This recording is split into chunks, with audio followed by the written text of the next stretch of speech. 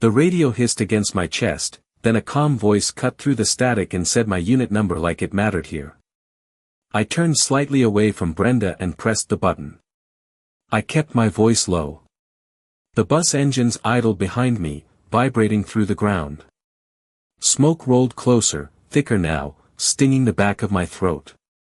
Dispatch confirmed what I already knew. Ridge Road was closed.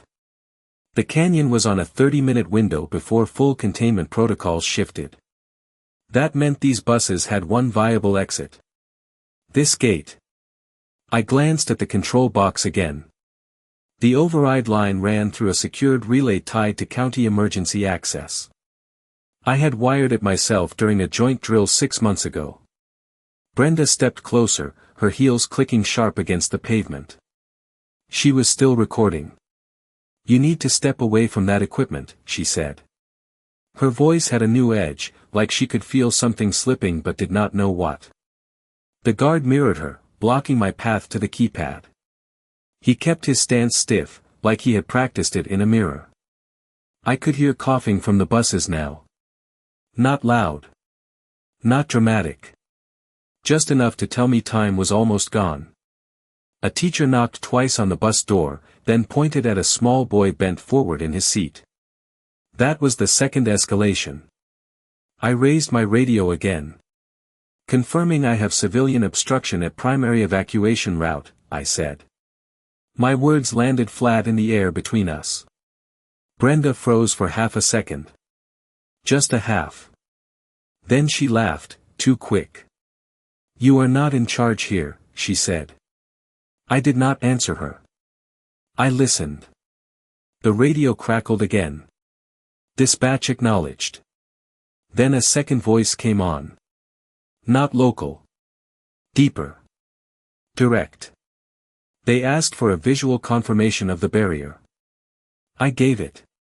Chain secured. Gate locked. Civilian refusing access.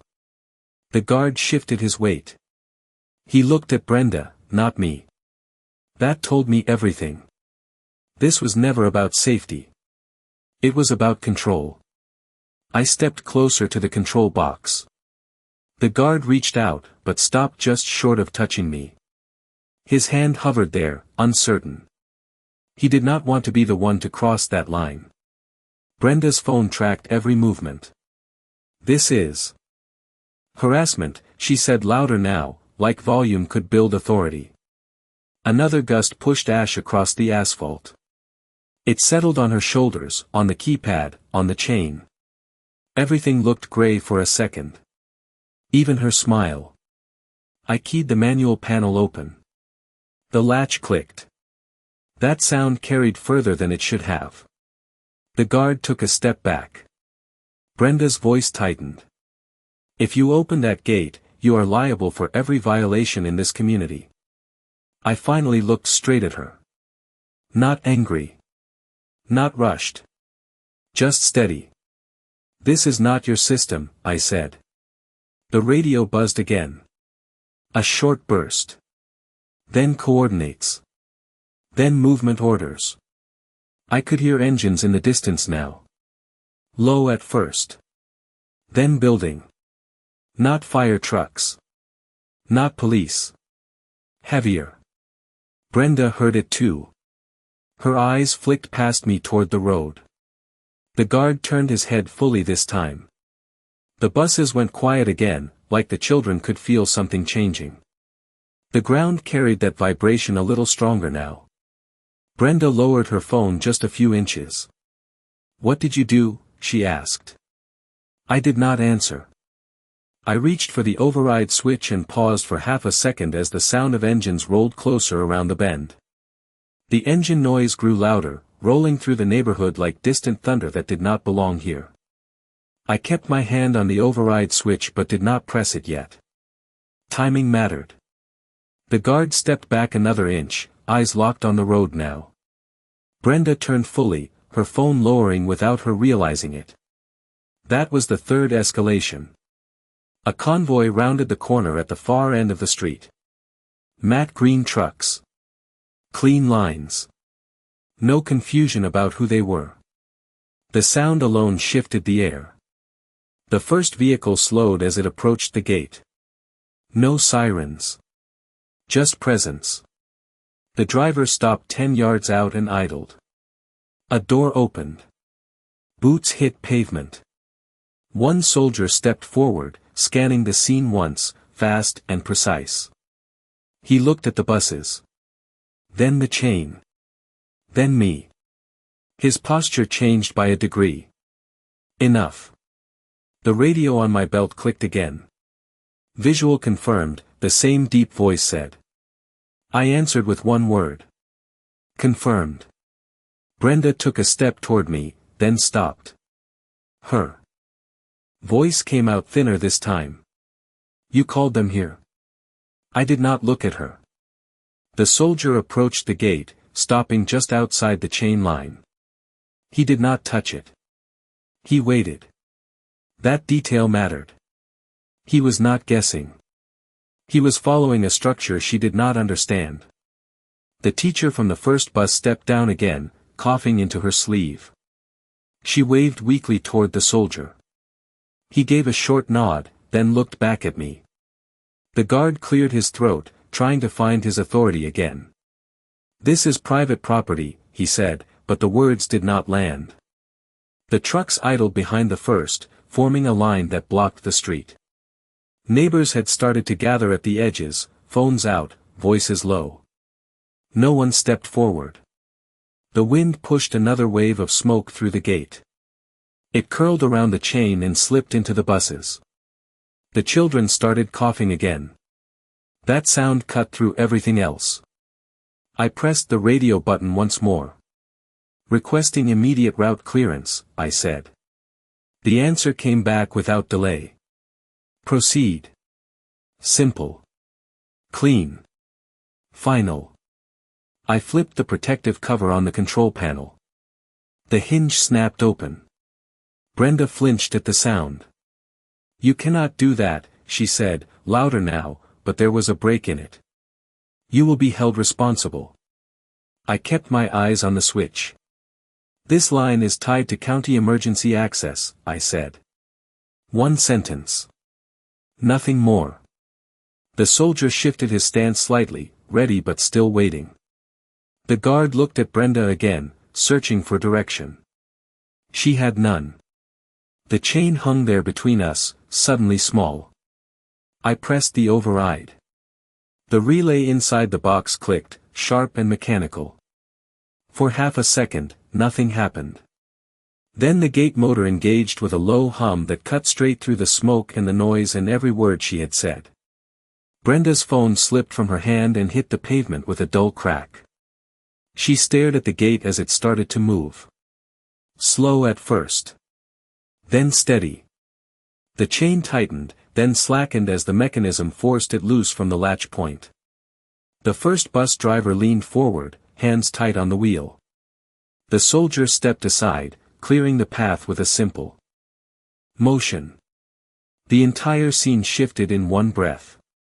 Control changed hands without anyone announcing it. Brenda took a step back, her expression hollow now. This is not over, she said, but it sounded like she was trying to convince herself. I watched the gate open just enough for the first bus to inch forward, and that was when the second radio call came in. The radio cracked sharp against my chest, cutting through the hum of the opening gate, and a new voice came on with a tone that carried weight even before the words landed. I stepped slightly away from the moving bus and pressed the button. Brooks, status update, they said. The first bus rolled forward slowly, tires crunching over loose gravel as it cleared the threshold. Smoke drifted through the open gap, thinner now but still present, still wrong. Route is active, I said. Evacuation in progress. The driver nodded once as he passed me, his knuckles white on the wheel. Inside, a few kids looked out with wide eyes, silent now, watching everything. That silence stayed with me for a second too long. Then the second bus pulled up. Brenda moved again, stepping closer to the gate like she could still stop it. You are violating multiple community codes, she said, louder now, her voice trying to climb back into control. No one responded. Not the guard. Not the soldiers. Not the parents gathering along the sidewalks. The second bus door stayed shut this time. The driver did not waste a second. He rolled forward as soon as the opening was wide enough. Another wave of ash swept across the street, catching in the sunlight like gray dust. It settled on the hood of my truck, on Brenda's hair, on the keypad she had tried to protect like it meant something more than this. The soldier near the gate raised a hand slightly, guiding the bus through without touching it. Clean. Efficient. No wasted motion. That told me the situation had already moved beyond local control. My radio buzzed again. Brooks, be advised, containment lines are shifting north. You have limited window before full closure. That was the fourth escalation. I looked past the buses toward the canyon road. The sky there had darkened, a deeper shade now. Thicker smoke pushing low along the ground. Time was not just tight anymore. It was closing. Brenda stepped directly in front of me again, closer this time, her voice tight and sharp. You think bringing them here gives you authority, she said. Her phone was still on the ground behind her, forgotten. I did not answer right away. I watched the third bus approach in the distance, slower than the others. That caught my attention. Something was off. The spacing was wrong. The driver was hesitating. I keyed the radio. Confirm number of buses, I said. A short pause. Then the reply. For total assigned to your route. I counted again. 1 had passed. 2 was clearing. The third was approaching. That meant 1 more still up the hill.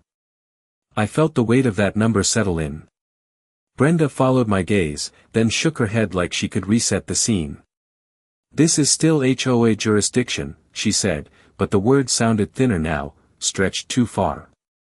The guard shifted behind her, no longer blocking anything, just standing there. The third bus rolled closer, slower than it should have been. The driver leaned slightly out the window, looking past the gate, past me, toward the convoy. That hesitation told me something else had changed.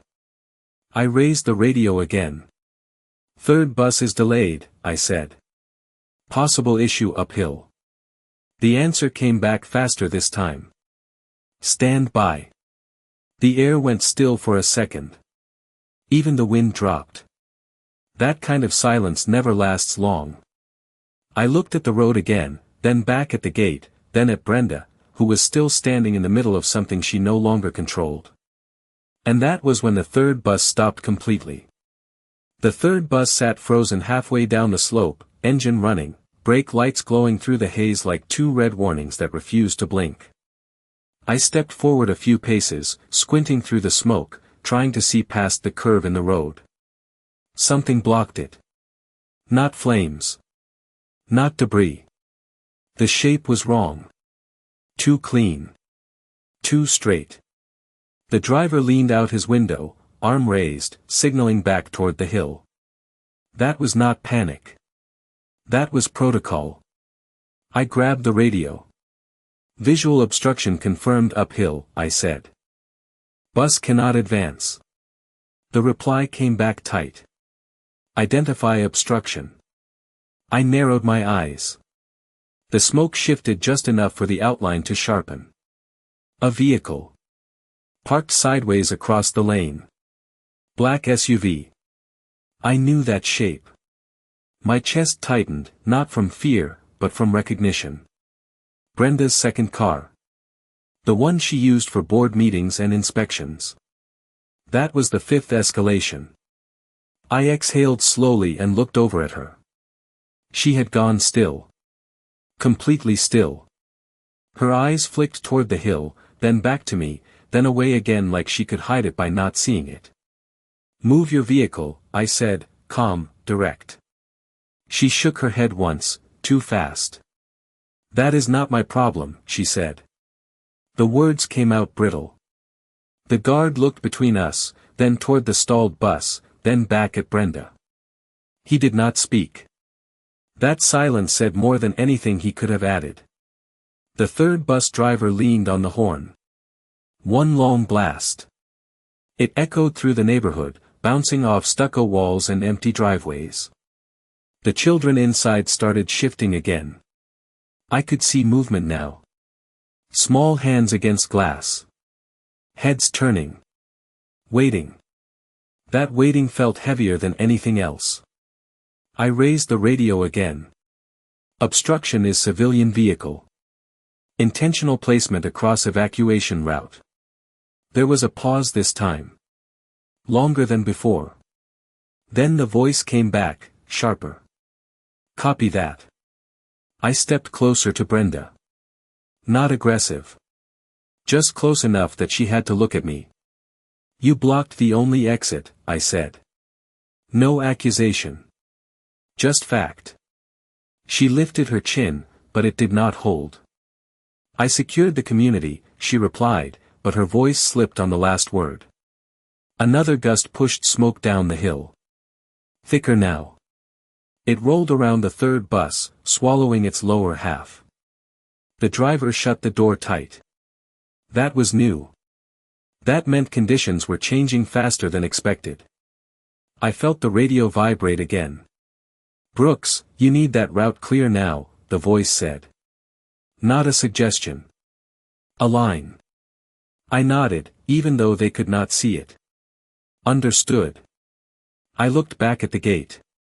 The first two buses were already gone, turning onto the main road beyond the curve. Safe for now. But that did not matter if the rest stayed trapped. The soldier near the gate stepped forward, reading the shift without needing words. He did not move toward Brenda. He moved toward me. That difference mattered. I pointed uphill. He followed my line of sight, then gave a short nod. Clean. Decisive. Brenda took a step back this time. Not forward. Back. Her control had nowhere left to stand. The guard finally spoke, voice low. Ma'am, we need to move that vehicle. She did not answer him. She just stared at the road like it would fix itself. The horn from the third bus sounded again, shorter this time, almost impatient. I tightened my grip on the radio and took one step toward the hill, knowing this was about to change everything. I moved uphill before the smoke could thicken again, boots grinding against loose gravel as the air turned sharper with heat and ash. The soldier fell in beside me without a word. That alone told me command had already shifted. The third bus sat 20 yards ahead, engine rumbling low, driver leaning halfway out his window, eyes locked on the SUV blocking the lane. Up close, it was worse than it looked from below. The vehicle was angled across both sides of the narrow road, front wheels turned hard like it had been placed there on purpose. No hazard lights. No driver inside. Just a barrier where no barrier should exist. The bus driver shook his head once when I reached him. No room, he said. I tried inching forward. I nodded. I could see it myself. Even 6 inches off and the bus would scrape against the rock wall on one side or drop into the shallow drainage ditch on the other. That was not a mistake. That was deliberate positioning. I keyed the radio. Vehicle fully blocking route. No safe clearance for bus, I said. The reply came back fast. Can you move it? I stepped closer to the SUV and tried the handle. Locked. Of course. I looked through the window. Empty seats. No keys. No quick solution. Behind me, the children had gone quiet again. That silence came back, heavier now. The kind that builds pressure. The kind that does not wait long before it breaks. I stepped back and looked at the soldier. He had already assessed the same angles. Same limitations. He gave a short nod. Not permission. Agreement. The wind shifted again. Smoke rolled down faster this time, hugging the ground, cutting visibility to half of what it was just seconds ago.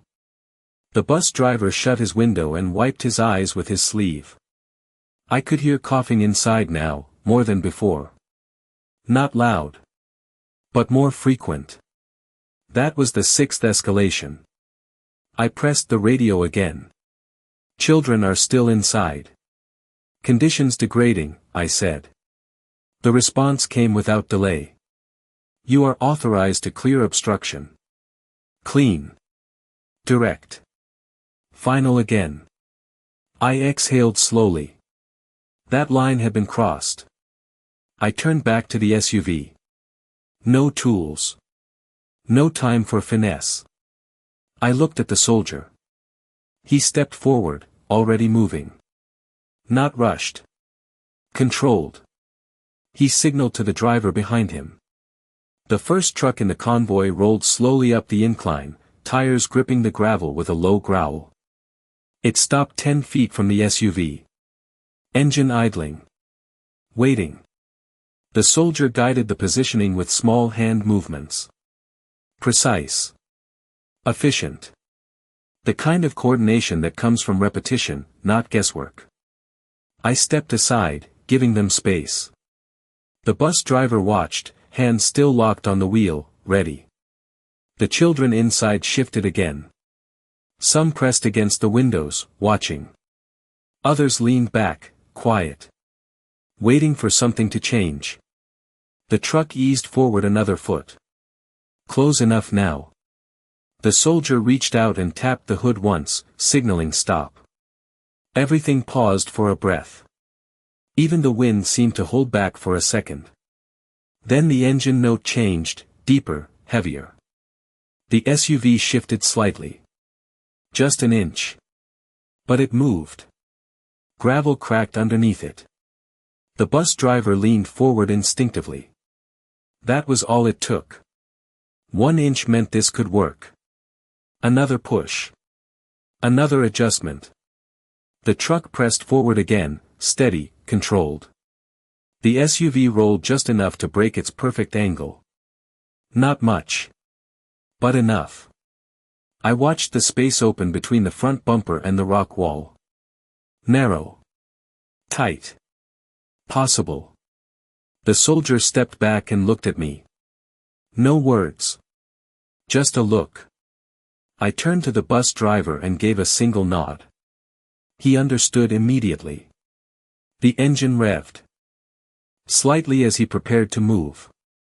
The gap was there now, but it was not forgiving. The bus engine rose a notch, low and steady, as the driver eased forward into the gap, inches from the SUV and the rock wall, every movement deliberate, every inch earned. I stepped closer to the edge of the lane, watching the clearance, one hand raised without thinking, guiding him through space that should not have existed. The soldier stood just ahead of the bus, eyes locked on the front corner, giving small, precise signals. No wasted motion. No panic. Just control under pressure. The front bumper cleared first. Barely. The mirror passed within a breath of the rock face. I could hear the faint scrape of gravel shifting under the tires, but nothing else. That silence held. Then the middle of the bus entered the narrowest point. That was where it could fail. The driver adjusted the wheel by a fraction, then another. I could see his shoulders tense through the glass. One wrong turn and it would lock the entire route again. Behind him, the children stayed quiet. Watching. Waiting. That waiting stretched the moment longer than it should have. The wind pushed another wave of smoke across the lane, thinner now but still enough to blur the edges of everything. The soldier raised his hand, then lowered it slowly. Keep coming. The bus moved another inch. Then another. The rear wheels hit the tightest angle. The body leaned slightly toward the ditch, then corrected. Gravel cracked. The driver held it steady. I exhaled without realizing I had been holding my breath. The rear corner cleared the SUV by less than a foot. That was enough. The bus rolled past the obstruction and picked up just a little speed as it broke free of the choke point. The sound of the engine changed as the load eased. That shift told me we were still inside the window. I turned back toward the hill. The fourth bus was coming into view now, slower than the others, lights cutting through the haze. That was the next problem. Time was not giving us space. I grabbed the radio. "Third bus is through." "Preparing for fourth," I said. The response came quick. "Window is closing faster than projected." That was the seventh. Escalation. I looked down the lane again. The SUV still blocked most of the path. We had forced a gap once. Doing it again would be tighter. Riskier. The soldier saw it too. He stepped toward the truck again, already adjusting position. No hesitation. The system moved with him. That told me command had fully shifted to execution. I walked back toward the gate side, scanning the road behind me. Parents had moved closer now, standing in small groups, faces tight, voices low. No one was shouting anymore. The situation had passed that point. Brenda stood near the gate, arms at her sides, no clipboard, no phone, just watching as everything she tried to control moved without her. The guard stood a few feet behind her, not speaking, not stepping in. That distance mattered. The fourth bus rolled closer, engine straining slightly as it climbed the incline. I could see the driver leaning forward, already reading the gap, already calculating. He did not need instructions. He needed space. I keyed the radio once more. "We have one more vehicle to clear," I said. There was a pause. Then the answer came back, lower than before. "Make it count." I looked at the narrowing lane, the angled SUV, the incoming bus, and the smoke pressing closer again, and I knew this next pass would decide everything. The fourth bus climbed into view and did not slow down until it saw the gap, then the brake lights flashed once and held, red through the smoke like a warning that time was almost gone. I stepped forward again, boots crunching over gravel that felt looser now, like the ground itself was shifting under pressure. The soldier moved ahead of me, already resetting his position near the SUV, eyes tracking the front edge of the approaching bus. The truck idled behind him, engine low and steady, ready to adjust again. No words passed between them. They did not need any. The system was already moving. The bus driver leaned out his window just enough to see the clearance. His face was set, focused, not panicked.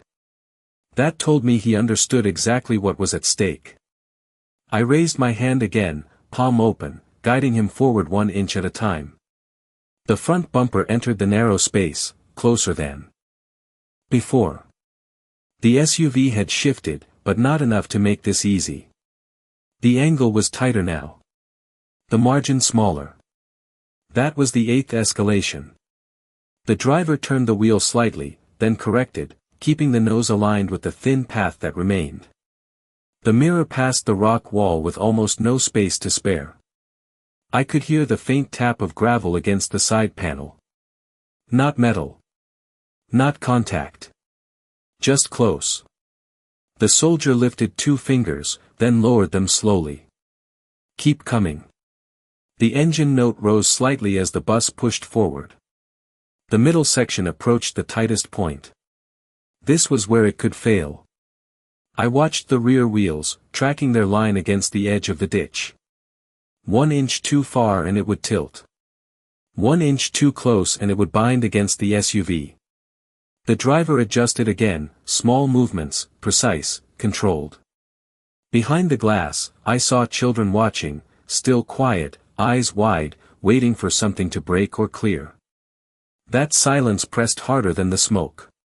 Another gust rolled through, thicker this time, blurring the outline of the road and turning the air into a gray wall that swallowed distance. I could taste it now, dry and bitter, settling in the back of my throat. The soldier stepped closer to the front corner, hand raised, then lowered, guiding the angle by fractions. The bus leaned slightly, then corrected as the rear wheels found traction. Gravel cracked again. The sound carried sharp in the stillness. The driver held steady. No sudden moves. No panic. Just control under a closing window. The rear corner edged past the SUV, closer than the last bus, close enough that I held my breath again without thinking. Then it cleared. Barely. The bus rolled forward, breaking free of the choke point, engine easing as the path opened ahead. I stepped back, exhaling slowly, watching it descend toward the main road. That left one more problem. The SUV still sat in the lane, angled, stubborn, not fully cleared. The smoke was thicker now, pressing down the slope faster, turning the air heavy and dim. I grabbed the radio. "Fourth bus is through," I said. The reply came back lower than before. "All units prepare for route closure." That changed everything. I looked at the soldier. He already knew. His posture shifted, sharper now, more urgent. The truck engine deepened behind him. The system was about to move again. I turned back toward the gate, where Brenda still stood, watching a situation she no longer controlled, and that was when the sirens finally changed tone. The sirens shifted from distant wail to sharp, controlled bursts, signaling a transition from response to containment, and the sound cut through everything left in the air. I stepped back from the lane, eyes tracking the last bus as it disappeared around the bend, its taillights fading into the gray like a promise that barely held. The soldier moved immediately, no pause, no hesitation, turning back toward the SUV with a tighter urgency now.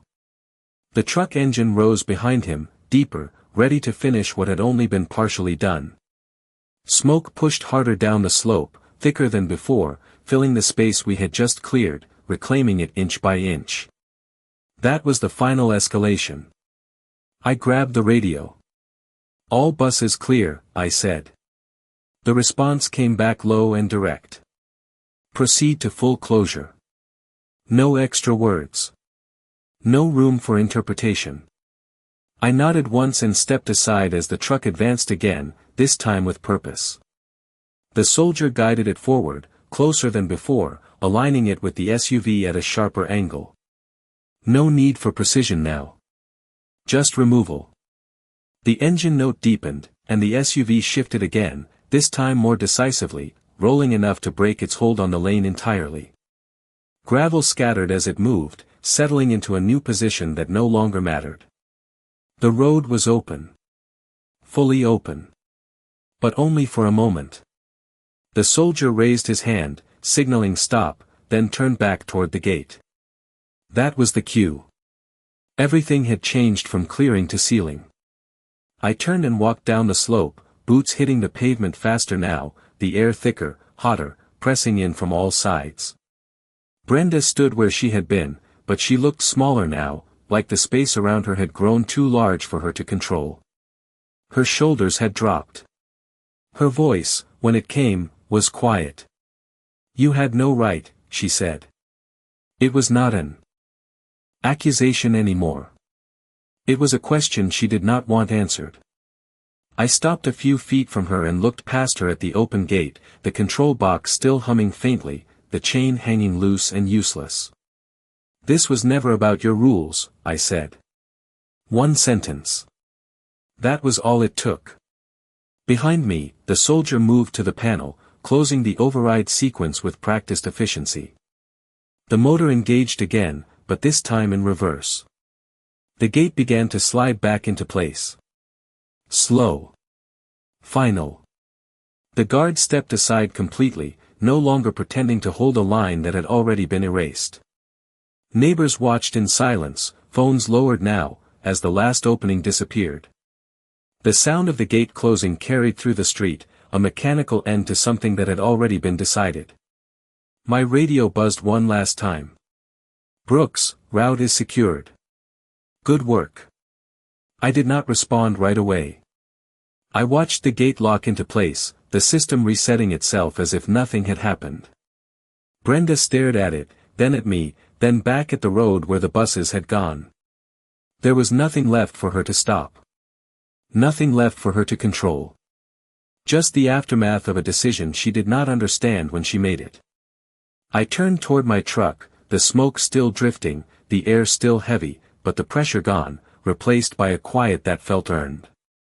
I reached for the door handle, then paused as the radio clicked again, softer this time, and the next words changed everything.